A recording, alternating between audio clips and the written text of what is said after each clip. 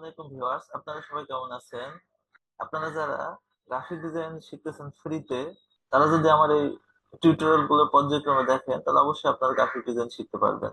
আমি আপনাদের আজকে গ্রাফিক ডিজাইনের ইলাস্ট্রেটর পর্ব দেখাবো, যেখানে A to Z আপনাদের দেখাবো। সেক্ষেত্রে আজকে আমি আপনাদের দেখাবো অ্যাডোব ইলাস্ট্রেটরের টুলবার পরিস্থিতি। চলুন শুরু করা যাক।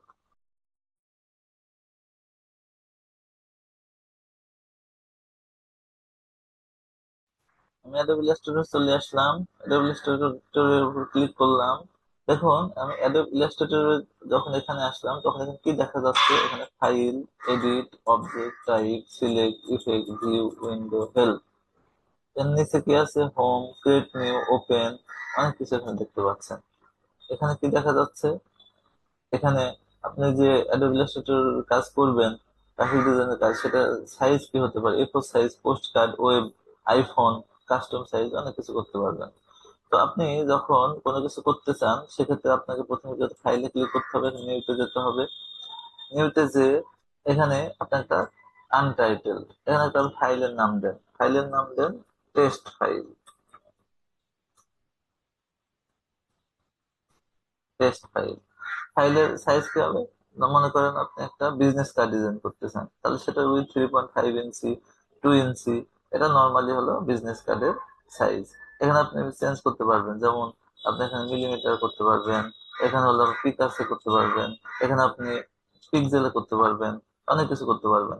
সেক্ষেত্রে এখানে আপনি ব্লিড, আমি যখন বিজনেস কার্ডটা তৈরি করবো, তখন যদি সেখানে কাটা যায়, কাটলে কি হবে?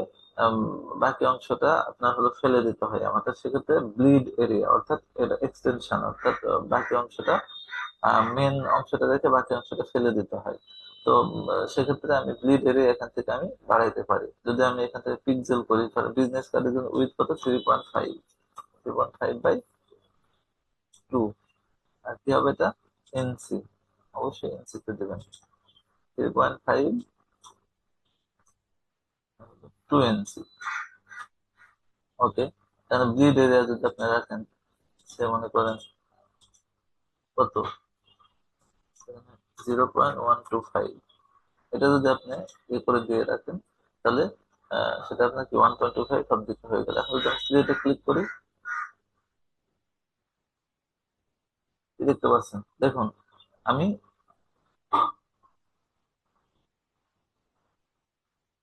ইলাস্ট্রেটরের ওয়ার্ক স্পেসে চলে আসলাম।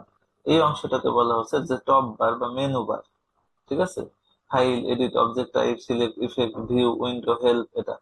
আর এই যে বাম সাইডে যেগুলো দেখছেন, উপরের দিকে যে অংশটা টপে দেখাচ্ছে সেটা মেনু বার।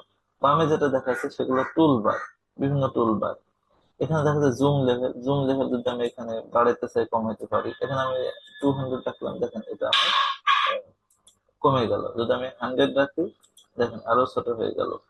এগুলো হলো প্রপার্টিজ, লাইব্রেরিজ, অনেক কিছু আছে।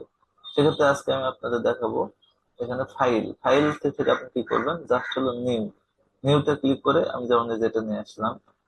এরপরে হলো আপনি ওপেন করে আপনার হলো কম্পিউটার থেকে কোনো কিছু এখান থেকে নিয়ে আসতে পারবেন। যেমন আমি যদি এটাকে নিয়ে আসতে চাই, এটাকে জাস্ট ওপেন করুন।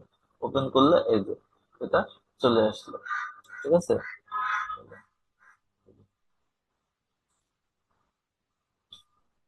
আপনি যদি কোনো কিছু ওপেনের কাজ তো বুঝলেন, এবার যদি সেভ অ্যাজ করতে চান, সেভ, এখানে সেভ করতে চাইলে এখানে আপনি কোথায় সেভ করতেছেন, আপনার কম্পিউটারে কোথায় সেভ করতেছেন সেটাও সেভ করতে পারবেন। যদি আপনি এখান থেকে সেভে কপি করেন, এটা কোন ফরম্যাটে নেবেন?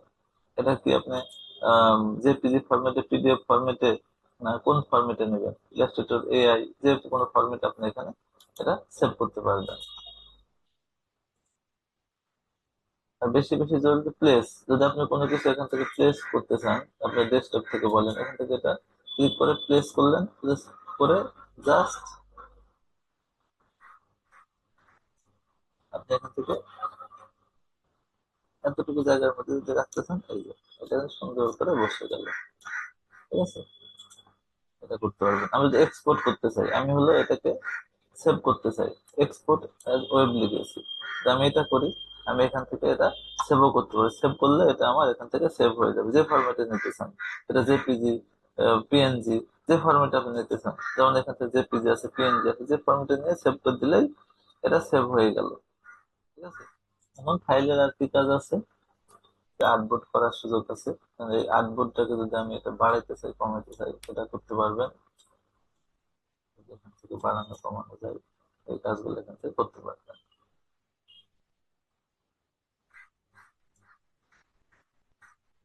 ফাইলের কাজ গেল, এগুলা মোটামুটি এই জিনিসগুলো জানলেই হবে।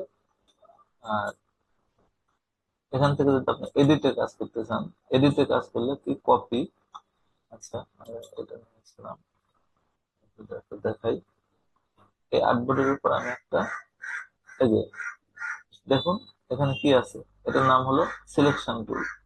এটা কি ডিরেক্ট সিলেকশন টুল, এটা ম্যাজিক ওয়াইন টুল, ল্যাসো টুল, এটা পেন টুল, এটা কার্ভেচার টুল, টাইপ টুল, লাইন সেগমেন্ট টুল, রেক্টাঙ্গেল টুল। যদি আপনি মাউসের কার্সর যেখানে রাখবেন সবকিছু শো করছে। এগুলো আমি আপনাদের পর্যায়ক্রমে সবগুলো দেখাবো। আজকে আমি আপনার ফাইল দেখালাম, এডিটের অংশ দেখালাম। এডিট যদি করতে হয়, সে মনে করেন আমি একটা রেক্টাঙ্গেল থেকে একটা রেক্টাঙ্গেল,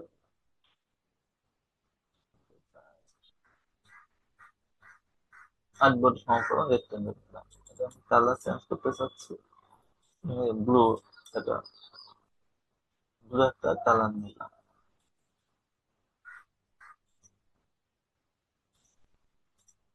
ওকে, এই যে ব্লু কালার হয়ে গেল।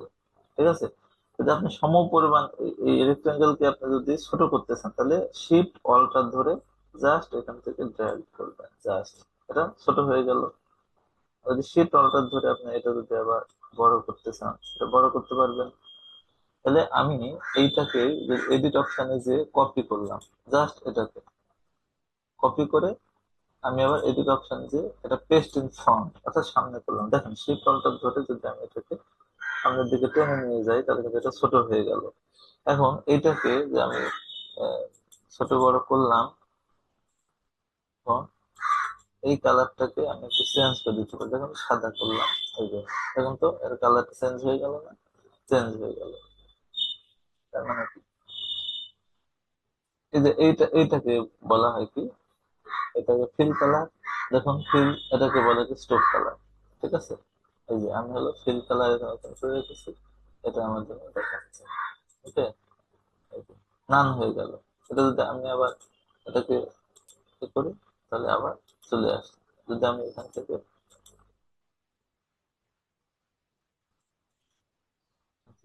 এবার সাদা দিয়ে দিই, এই যে ফন্ট কালার হয়ে গেল।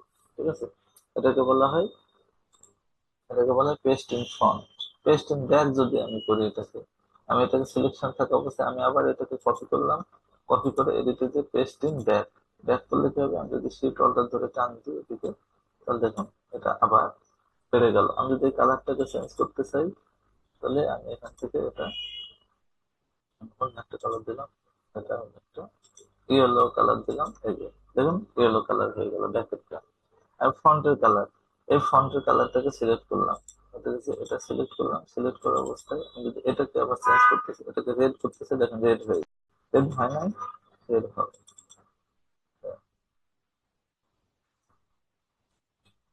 রেড হয়ে গেল। তো আজকে এই পর্যন্তই। এরপর আমি আপনাদের পর্যায়ক্রমে পরে টিউটোরিয়াল দেখাবো, এই যে পেস্ট এন্ড প্লেস কিভাবে করতে হয়, এডিট কালার, এগুলো এগুলো দেখাবো পর্যায়ক্রমে। আপনারা আমাদের টিউটোরিয়ালটি দেখতে থাকবেন। যদি ভালো লাগে লাইক কমেন্ট শেয়ার করবেন এবং অবশ্যই আমাকে ফলো দিয়ে রাখবেন। Thank you all.